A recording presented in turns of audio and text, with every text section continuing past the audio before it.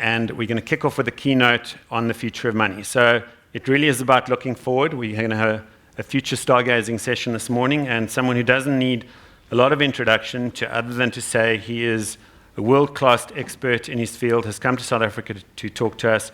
Andreas, Antonopoulos, welcome to South Africa and welcome to the conference. Hi, good morning, everyone. Good morning. I am so excited to be here. This conference was called the Bitcoin Conference a couple of years ago, and now it's the Blockchain Conference. Next year, it's going to be the DLT technology. And then after that, it's going to be the database inspired by, but no longer in any way related to blockchain conference. It's an interesting progression. Let me do a quick poll of the audience. I want to get an idea of your level of experience and familiarity with this space. So I'm going to go back to the yesteryears of Bitcoin. How many of you currently own Bitcoin? Fantastic. And those who don't own Bitcoin, how many of you have conducted a transaction or seen a transaction happen in Bitcoin? Great. And how many do not own any cryptocurrency of any type? Okay, great. How about people who are involved with Ethereum and own Ethereum? Great. Dash? Monero? Zcash? Got some interesting ones. Okay. How many own blockchain? How many have used blockchain in a transaction? Or in any way? Other than the 5 things I mentioned previously. All right. Okay, so breakdown for you, for those who can't see what the audience is doing. About 60 to 70% have Bitcoin at the moment, or have conducted a transaction. About 30 or 40% with Ethereum, smaller minority with Dash, Monero, and Zcash. Nobody owns blockchain. And this is interesting. This is exciting. Great. So let's get started. What exactly is going on here? Is this the greatest technological innovation and explosion of innovation since the mobile internet, or maybe even the internet itself? Or is this the greatest load of hype ever ranged around a technology in the history of technology? Both. And in fact, that's a characteristic of advanced technologies. I often say that where Bitcoin and the other open blockchains are today is approximately where the internet is in 1992. In terms of technology, in terms of infrastructure deployment, in terms of adoption patterns, this technology is approximately where the internet was in 1992. But the hype around blockchain is exactly where the hype around the internet was in 1998. You know what comes next. There will be a shakeout. When the waters recede, you can tell who on the beach wasn't wearing a swimsuit. They stand there naked. It's an empty promise. This will happen in the blockchain space. There is a lot of bullshit being peddled to VCs, to investors, to initial coin offering buyers, to uneducated investors. There's a lot of Ponzi schemes. There's a lot of pyramid schemes. There's a lot of empty promises. There's also a lot of business as usual disguised as innovation, disguised as disruptive technology. And so we're at this strange moment where the underlying technology really is, truly is, massively disruptive, massively innovative. The amount of research that's happening today in applied cryptography is unprecedented. We are looking at the largest civilian deployment of public key cryptography ever.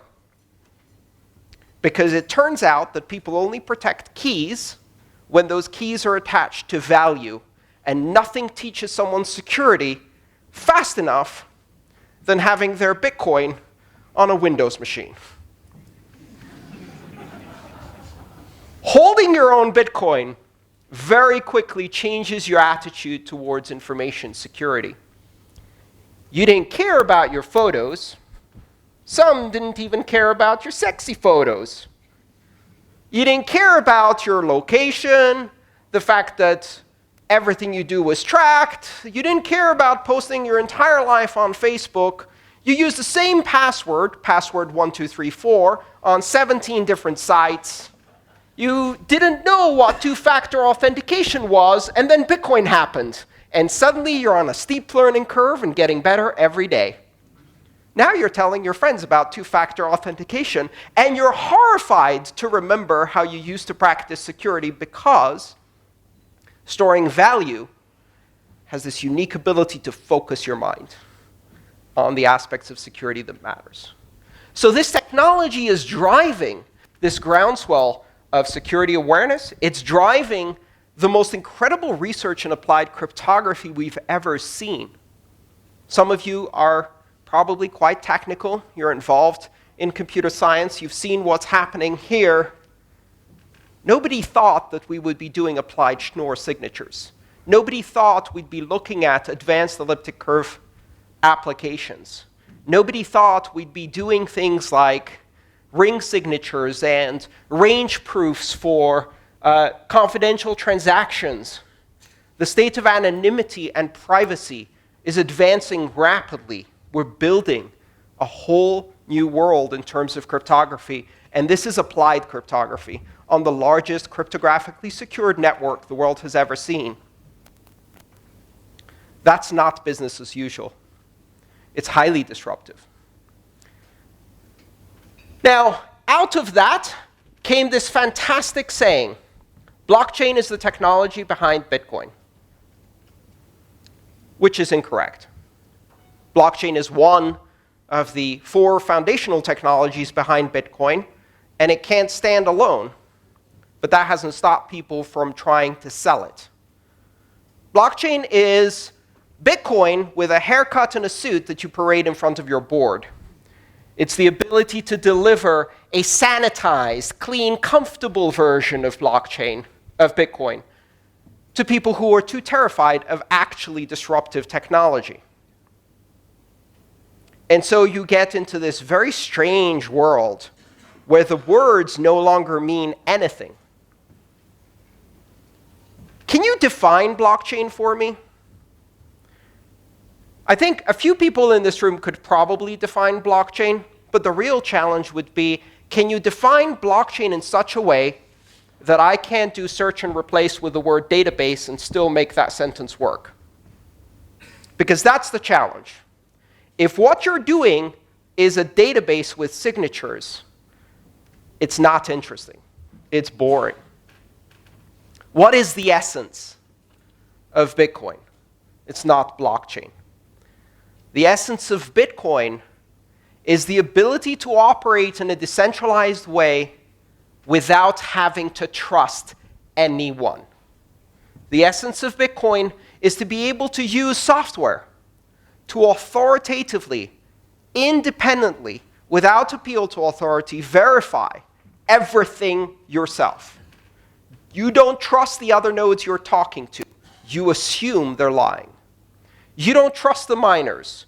You don't trust the people creating the transactions. You don't trust anything other than the outcome of your own verification and validation. And through that, you end up trusting in something more important, the network effect. Bitcoin introduced the concept of decentralized security through computation. And this has not yet sunk in.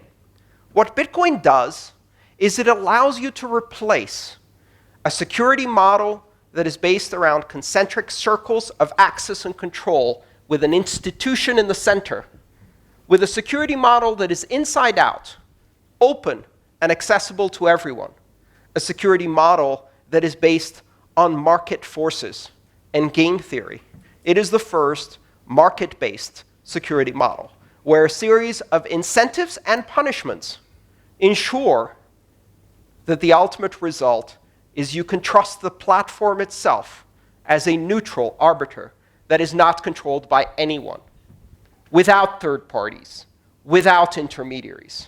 Bitcoin revolutionizes trust. Now, it's difficult to have that conversation if you only focus on Bitcoin. And arguably, a lot of people have said, but it's not just about currency. What about the other applications?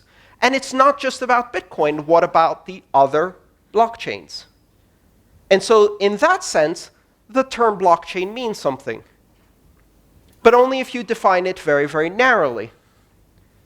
I use the qualifier open to talk about open blockchain. What I'm interested in is the applications of this technology that enable you to run a decentralized, trustless system that does not rely on anyone as an intermediary of trust. Because that is the disruption here. That is the essence of this technology. So that essence is seen in other systems. Ethereum exhibits it for the application of smart contracts. But those smart contracts only work if you don't have to trust anyone to execute the smart contract correctly. And you can only trust that that's going to happen if everyone can participate in an open manner and verify each other. If access to the underlying consensus algorithm in mining is open to everyone. And so out of these characteristics come the power of these blockchains technologies. Open. And that's the key word. Borderless. There are no borders. Transnational. This is no longer about nation states. This is about network-centric trust. Without third parties, the network is the trusted party, and only if you verify everything. Neutral. Because it isn't serving the goals of any one organization or institution. It follows the consensus rules neutrally. Everyone follows the consensus rules neutrally.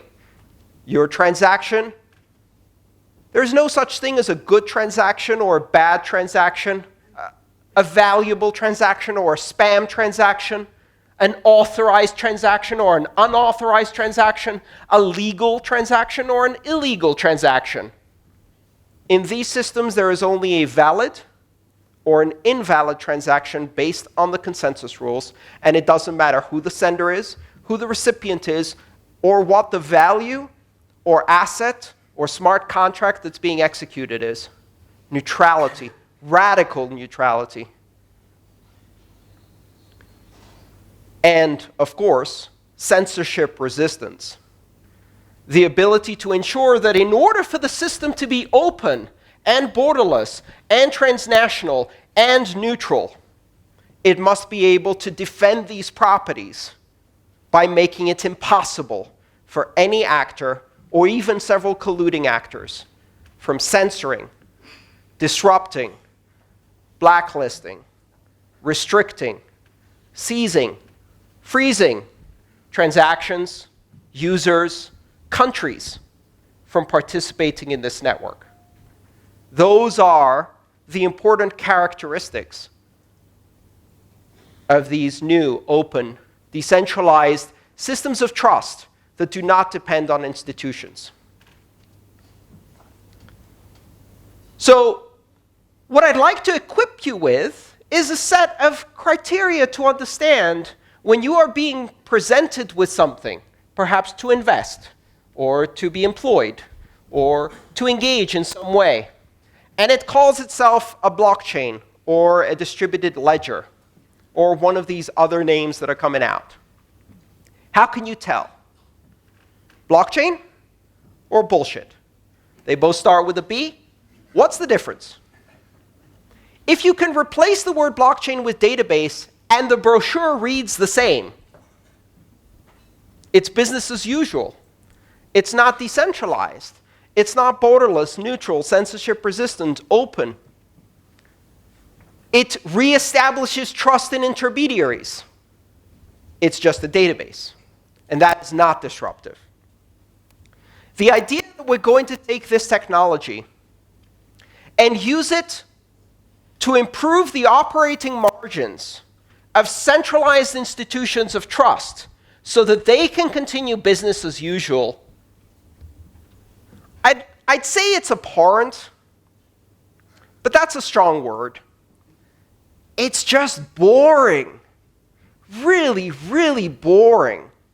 No one got into this in order to make a few billions for a financial services clearinghouse. And if you did, I'm really sorry.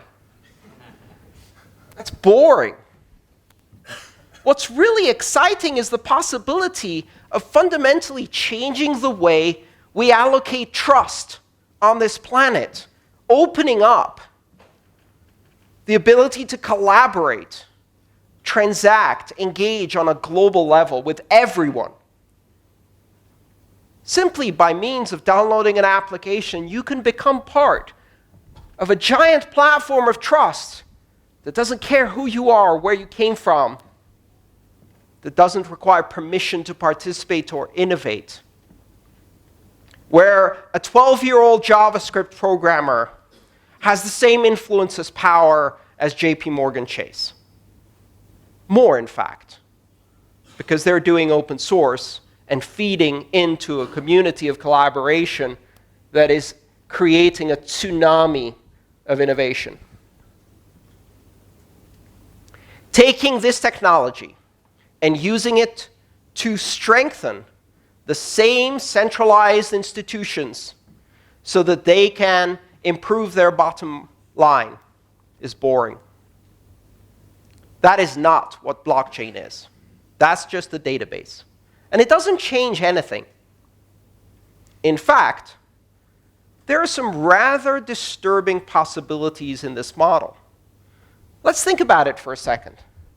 The most commonly expressed application for these new distributed ledger technologies is to replace the function of a centralized clearinghouse with a consortium of n participants, where n is 2, 3, 4, 5, 10, known, permissioned, controlled participants, who will assemble transactions and sign them rather than compete through market forces in a security model like Bitcoin. We discard currency as the underlying mechanism for building market-based security. We discard proof of work as wasteful because all it allows you to do is decentralized, secure, neutral, censorship-resistant blockchain. And we trust 5 named parties to sign transactions. At that point, they don't need to assemble these transactions in blocks. They can just sign the individual transactions. They don't need to chain them together, because absent proof of work and a system of currency incentives, rewriting that is easy. There's no immutability. So it's not a blockchain anymore, because there's no blocks and there's no chain. Now that's at a technical level, but let's look at the more important level. What do you achieve by replacing a clearinghouse with a consortium of players? You know, there's something unique a clearinghouse does. If you understand the role of a clearinghouse, one of its most important functions is that it is not a participant in the market. It has no skin in the game. The New York Stock Exchange is not an active trader. That's not an accident. That's called separation of concerns. The clearinghouse is an independent party with oversight that is not a market participant. If you take that party out and replace it with 5 banks, all of which have skin in the game, how do you run a consensus algorithm when the incentives to cheat, front-run, manipulate the market, and break the consensus rules, even adversarially against the other 4 parties, are so high? There's no incentive to keep the consensus rules. All you're doing is you're saying, trust us. We're in a consortium. Trust us? These 5 banks? Where were you in 2008? Where were you when Libor was fixed? Where were you when the gold markets were fixed? Where were you when front-running and high-frequency trading was creating these monsters of crony capitalism? Trust us? Hell no.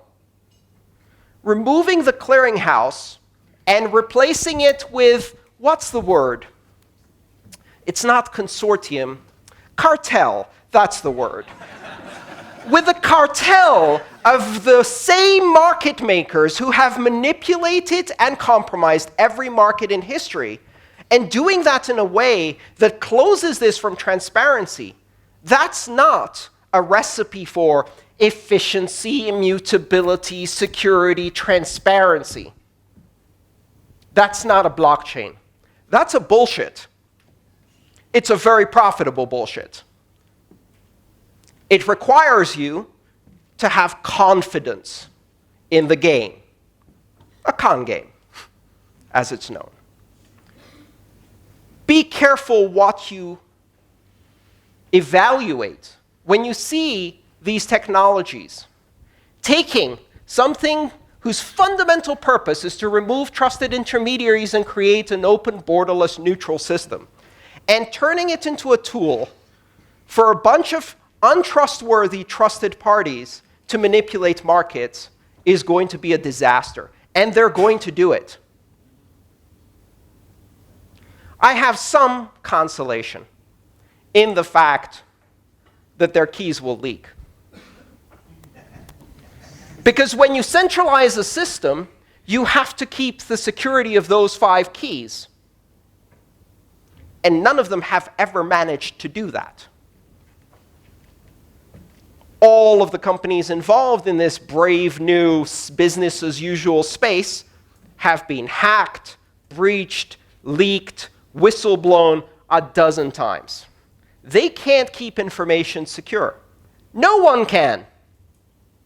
The whole point of a decentralized blockchain is you don't keep the information secure. You spread it out so thin, there's no place to attack it directly. That's what makes it secure. So what happens when you concentrate it among 5 participants? I can't wait until the anonymous WikiLeaks collaborative dump of the titans of Wall Street and their ledger of every transaction they've ever done. I can't wait. It's going to be so much fun, and it is going to happen. You cannot secure these things. So, does that mean there's nothing there? No.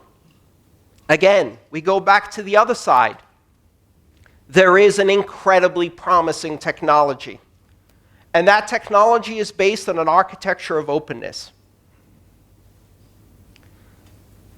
People are examining this market, and they're grasping and reaching out in darkness. When you have a brand new disruptive technology, you can't see the margins. It's like stumbling around a dark room. Somewhere in there is a billion-dollar company. Somewhere in there is an opportunity. And you have to figure out what market exists that will create opportunity, that will change the world, that will have an impact on humanity. Entrepreneurs look at other people's problems and see them as opportunities. When journalists in 1997 were writing about the imminent failure of the internet because of the impossibility of finding anything, Larry Page and Sergey Brin were finding stuff and building a multi-billion-dollar empire on solving the unsolvable problem of search. There are seemingly unsolvable problems in the open, decentralized, public, transparent, neutral, censorship-resistant, global, trustless network platform that is the blockchain. And these other blockchains, Bitcoin, Ethereum, and the many other systems that are gradually trying to find their niche. Where are those markets? There are 3 elements to success in this industry. The first one is identifying a viable market, right? You've got to stumble in the dark and find something useful. And very often, the people stumbling in the dark, they don't find anything useful, right? In 1997, Petco was building an online commerce empire for pet supplies. It was too early. The market didn't exist. Webvan, was delivering groceries to homes in San Francisco. Failed miserably. Was that the right market? Maybe. But it was the wrong time. So that's the second important element, right? Timing. You can identify something that at some point will be enormous, but you're off by a decade. And then the most important factor, sequencing, the prerequisites.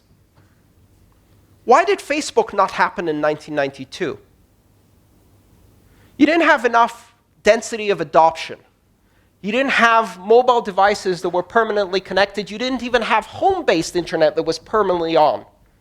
You didn't have a dense social network in order to engage with the people you knew, because the people you knew barely had email or didn't have email, right? So you can't build a system of complexity that depends on many-to-many interaction with high density when you're still doing applications that are one-to-one with low density, right? It's like trying to fuse hydrogen directly into carbon. Can't do that. You've got helium, lithium, beryllium. You've got a long way to go. Keep smashing things together before you get enough density that you can start doing interesting things in organic chemistry, right? To use an example from science. Bottom line is, you can't do advanced real estate title applications, voting on the blockchain, retail markets. You can't do consumer-to-consumer dense markets. You can't do points of sale retail with these systems yet. You can't do most of the things yet that might be very interesting markets. And the reason you can't do them is because there's not enough liquidity, there's not enough users, there's not enough adoption, the user interfaces are terrible, the applications are still at their infant stage. That doesn't mean these things can't happen. It just means they're not happening this year. We're going to see this play out. In order for people to have the trust to put the title of their home on this blockchain, it has to be able to secure not billions, but trillions of dollars in assets. And in order to be able to secure trillions of dollars in assets, it has to have liquidity and infrastructure. It has to have broad adoption. You're not going to get adoption on a transaction that most people do twice in their lifetime, when you can't even get them to use it for transactions they do every day, right? We're not going to be doing digital identity so that everyone can have a bank account, because it takes a long time until you have adequate adoption. For the first 15 years of the internet, the application was email. And not until everybody had to have it, needed it for work, did we see the second layer emerge. Because that created the density of adoption. And currency is the email of blockchains. Payments are the fundamental infrastructure that will enable density of adoption. It's very, very enticing to say, this is about more than money. It is, absolutely. In the long term, the vision of this technology is far beyond money. But you can't build that unless you first build the money part. That's what creates the security. That's what creates the velocity, the liquidity, the infrastructure. That's what funds the entire ecosystem. And in the end, when we do deliver, perhaps, digital identity to people, it won't be so they can open a bank account. Because this isn't about banking the unbanked. It's about debanking all of us. Thank you.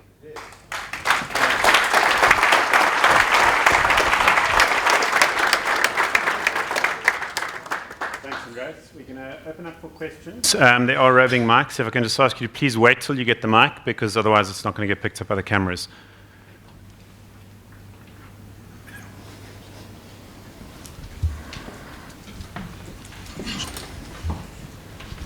Thank you, Andreas, for the great presentation. My name is John Karanja. I'm from BitHub Africa. So my question is on Bitcoin scaling. There's a lot of talk about scaling Bitcoin off-chain. Don't you think that going that route will open it up to the challenges you've been talking about in terms of open and borderless platforms? We would like to see as many Africans as possible using actual Bitcoin, but there is a challenge with user experience. And other blockchains like Dash claim to be solving that problem. And as a result, you can see the past few days, Dash has shot up like 400%. So how will Bitcoin evolve in a way that it will remain open, decentralized, and borderless? Thank you. That's a great question. I think there's a fundamental misunderstanding about what it means to do second-layer technologies.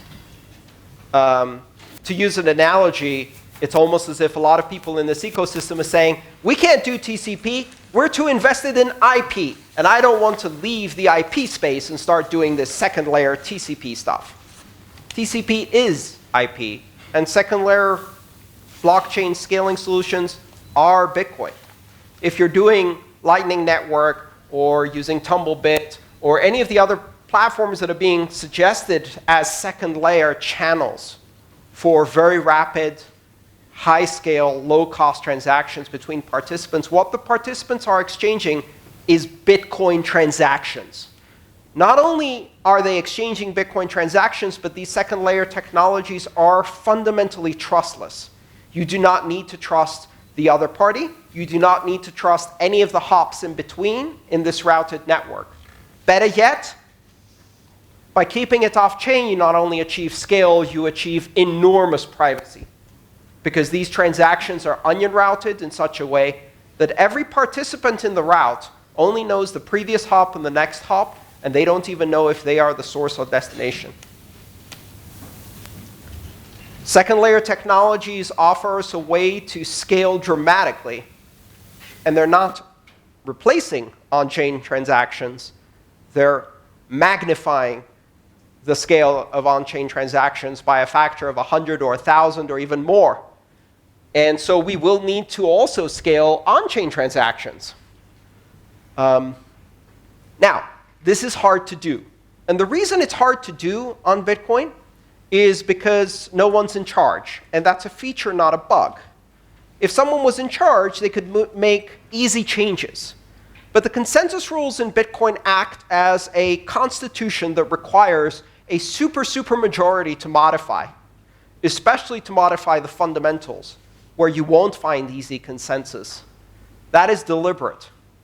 If you had a system that could be modified with ease, then it would be co-opted and sold out, parceled up, chopped up, and turned into boring. There's a lot of alternative currencies or competing currencies that are claiming that they have these scalability problems solved. I am extremely doubtful of these claims, because these scalability problems are not something you solve once. They are a matter of trade-offs. The fundamental trade-offs in Bitcoin are, can you do at scale trustless? Because you can do trusted third-party intermediary at scale easily. We already have that. It's called Visa. Well, when I say we already have that, I mean about 3 billion of us have that. The other 4.5 billion, well, who cares? They didn't qualify. Why didn't they qualify? Precisely because of the third-party trust, right? Because things like KYC and AML mean economic exclusion and the poverty trap. So it's easy to say we can scale. The question is, can you scale without sacrificing the fundamental principle of trustless operation, decentralized operation, and neutrality? And that is a difficult answer. It's also the case that Bitcoin had no scaling problems in 2013. Anybody remember 2013, the golden days of zero-fee transactions and no scaling problems? Which is approximately the level of volume where Dash and Ethereum are today. It's like saying, look, my 8-year-old scored 6 goals in their junior league match. Kike only scored 2 in the previous FIFA match. My 8-year-old is rocking this soccer thing and is better than Kike. Different leagues, baby. You don't have scaling problems until you have scale, right? You don't have governance problems until you have contentious governance issues and difficult trade-offs to make. So it's easy to stand outside of the dance floor and say, I'm the best dancer. Get up and dance. And when you're trying to do it on a $15 to $19 billion scale, then we'll talk about who's scaling and who isn't. These are not easy questions to answer, and they shouldn't be minimized in this discussion, because there are very important trade-offs to be made. All right, let's take another question. Hi, Andreas. Yes. Thank you so much. So my question is about trust.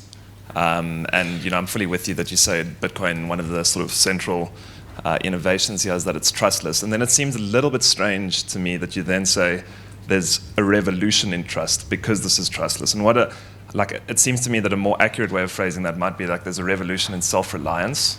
Like you radically trust yourself to keep your own keys secure and all of this kind of stuff. And I think that, as a computer user who's, relatively able to keep my computer secure and use these things, that's, enormously sort of attractive to me. But I wonder if it then sort of brings in issues of social scaling. So not necessarily the technical, but like this radical self-reliance does pose quite an issue in terms of the social scale that we're talking here. Right. That's a really great observation. I think when I say a revolution of trust, what I'm talking about is that when you organize trust in a decentralized manner, eventually you come to trust in the aggregate operation of a network, network-centric trust, and the aggregate collaboration on the same consensus rules of thousands of participants. You can't do the Bitcoin trust by yourself. You don't trust anybody. But in the end, you trust the system because everybody's using the same consensus rules. So you have this emergent model for trust in a network-centric, game-theoretical, market-based security system that is massively decentralized. In terms of self-reliance, this is a tricky one. We're at the infancy of this technology, which means that today one of the biggest challenges is that it's very difficult for individuals to secure their own Bitcoin.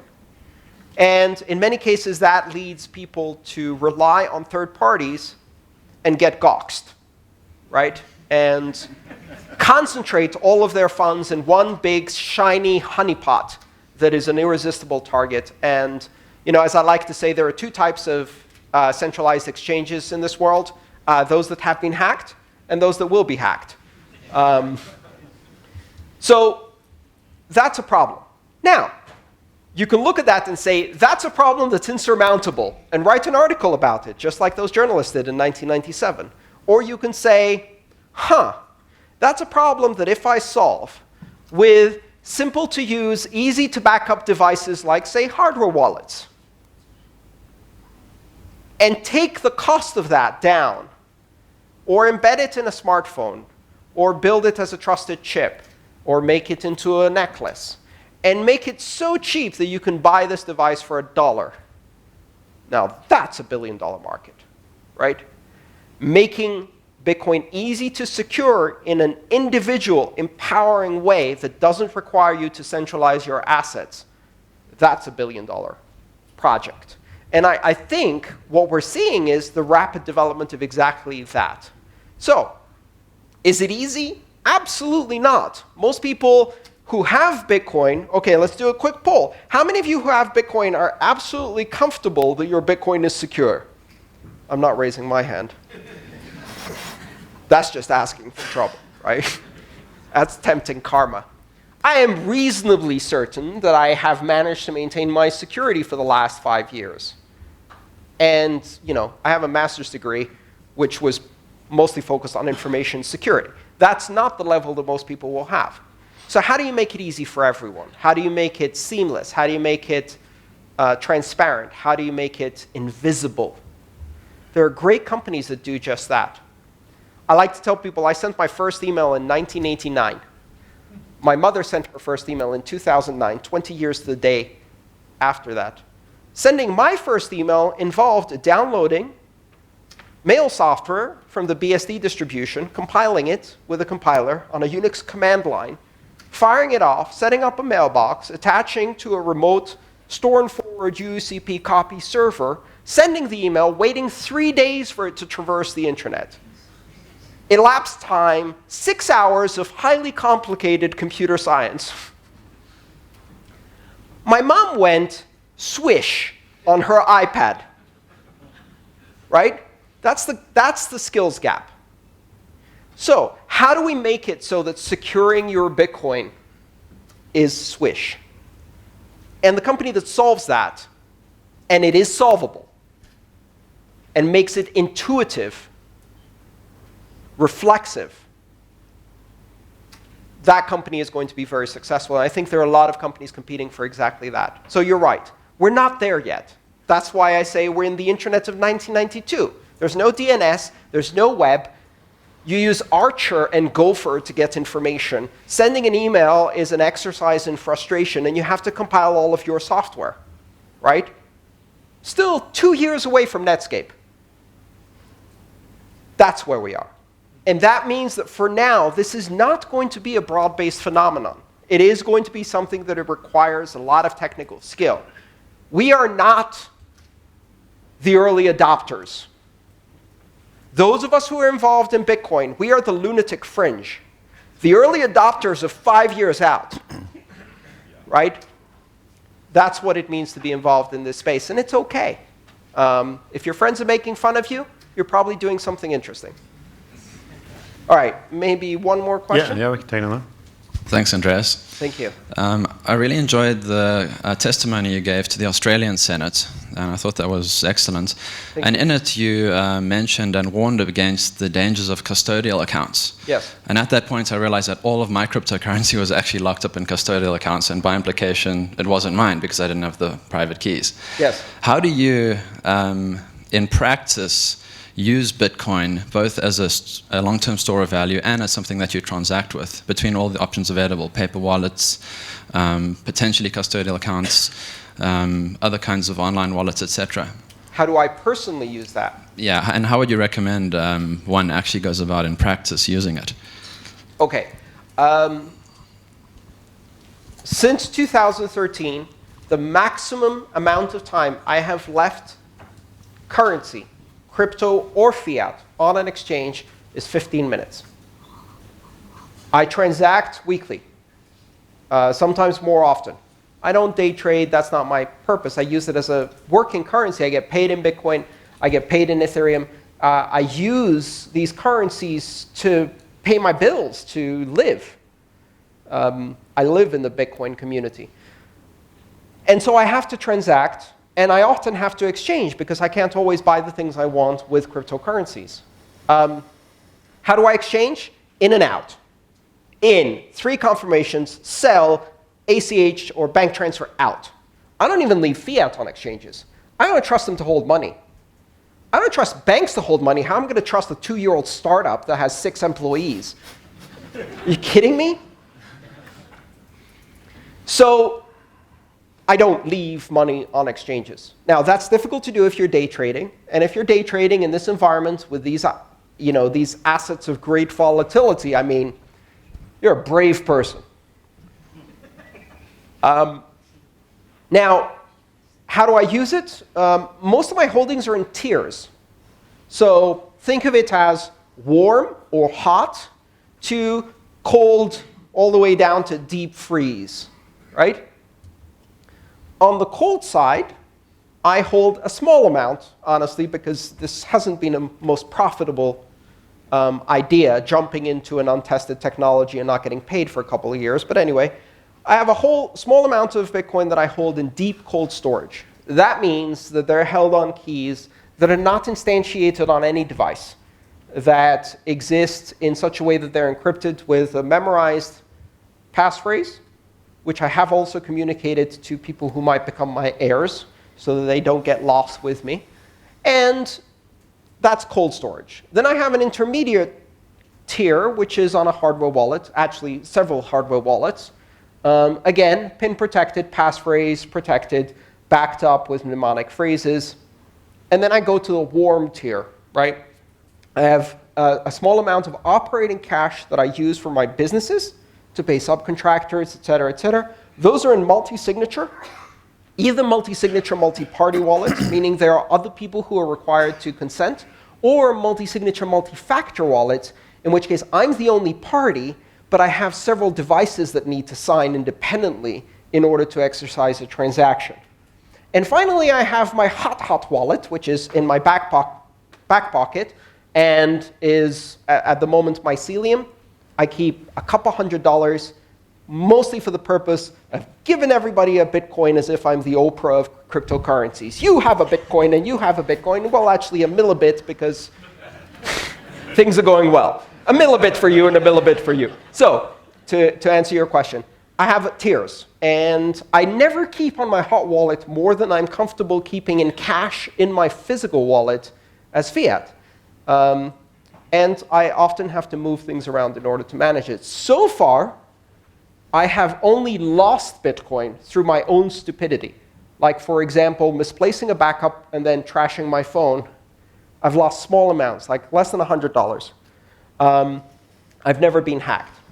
Fingers crossed. I don't assume I won't be hacked. I assume I might. But as long as it's on the warm side of my wallets, I can take that risk. All right. So wrapping that up, I'd like to also say, if any of you are interested in experiencing a Bitcoin transaction, trying it out, using Bitcoin in a small way, I would be happy to help you set up a wallet on your smartphone. I'd be happy to do that with Ether, if you want, also, and give you a small amount so you can transact with your friends. Anybody else who wants to volunteer, raise your hand. Who's going to help people get Bitcoin? OK, look at these people. Find them during the break. And try it. It's actually really important that you experience this and see how it works for yourself. Thank you so much for coming today. Andreas, thank you very much. Thank you.